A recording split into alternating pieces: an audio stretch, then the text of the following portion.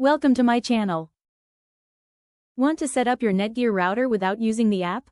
Here's a quick and easy 6-step method using a browser. Step 1. Connect the router. Plug in your Netgear router and connect it to your modem using an Ethernet cable. Wait for the lights to turn stable. Step 2. Connect to Wi-Fi. Go to your device's Wi-Fi settings and connect to the default Netgear network. Details are on the router label. Step 3. Open Setup page. Open a browser and type routerlogin.net. Enter the default login, username, admin, password.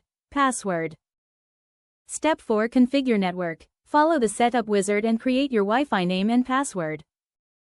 Step 5. Finish setup. Reconnect your devices using the new Wi-Fi. Your router is now ready to use. And that's it. Your Netgear router is set up without the app. Like and subscribe for more quick tech guides. For instant help, call 1-803-381-0141.